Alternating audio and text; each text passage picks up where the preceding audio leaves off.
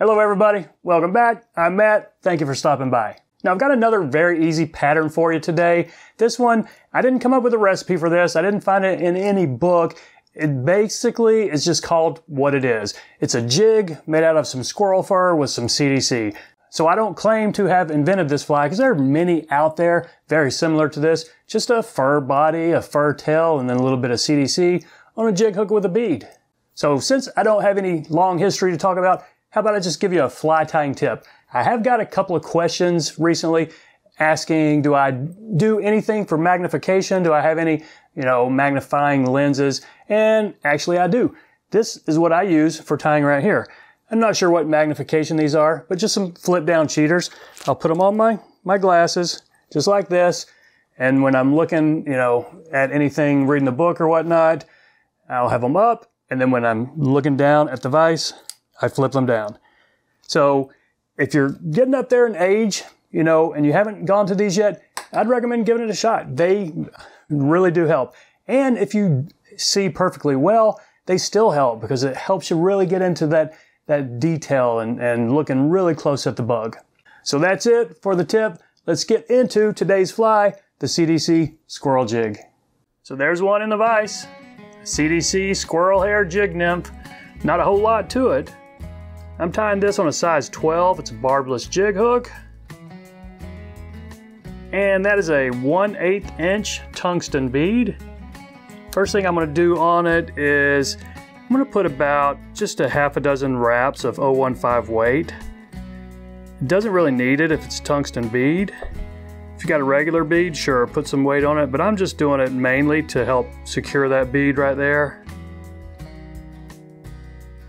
So you have to get it broken off and jammed up in there. Now here is something that I'm doing different. I'm gonna use bright thread and make it a hot spot up front.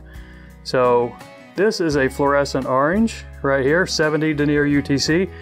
I'll put a dam right behind it, take a few wraps over the weight, and then take it back to the bend of the hook.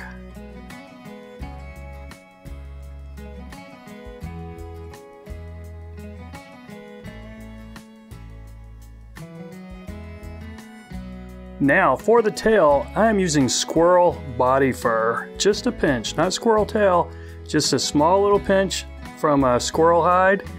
If you don't have this, hare's mask, hare's ear would be just this, pretty much the same effect, but it's just kind of a bushy tail and not real long.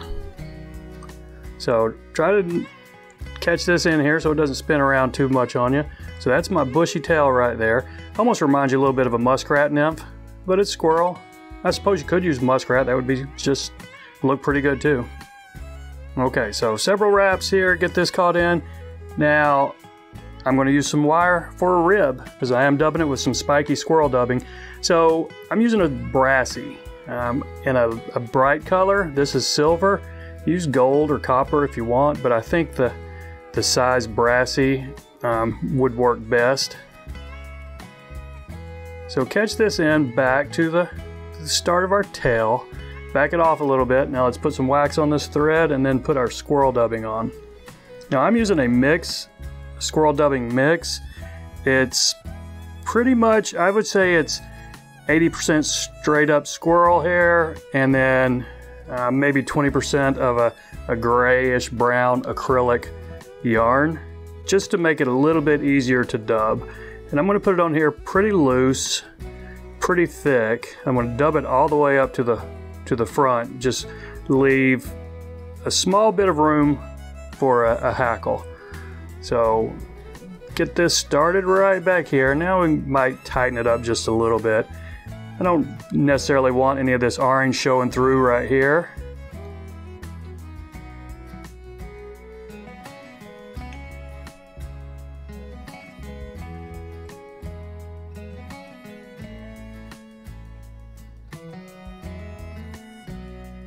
Okay, I think that is fine for a body. I'm going to go ahead and counter wrap this silver rib. Probably 4 or 5 wraps up here just to really lock this squirrel body in.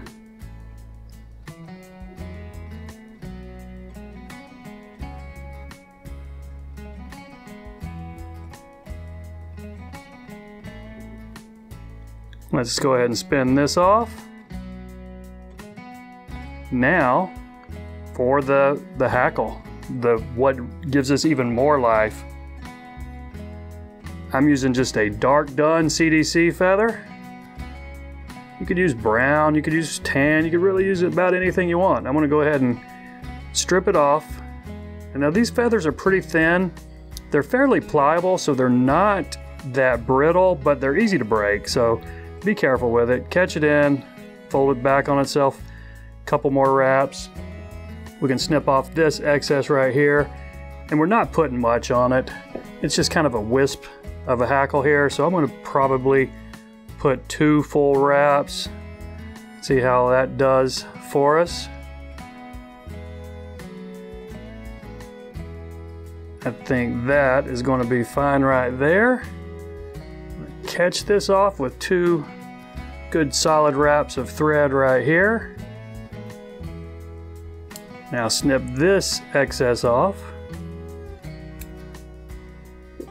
Now just push this back and let's build this little hot spot. So just as much thread as you want to get those laying back and to build it up right here to give you this little fluorescent hot spot.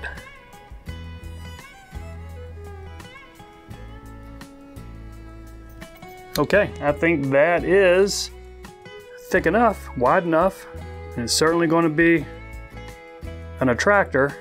So a little whip finish right here, and I'm going to put some head cement on it just to coat those thread wraps right there. So that's really it. CDC Squirrel Hair Nymph. Pretty cool, effective looking pattern. So that's it, my friends. I appreciate you watching. Y'all take care. We'll see you next time.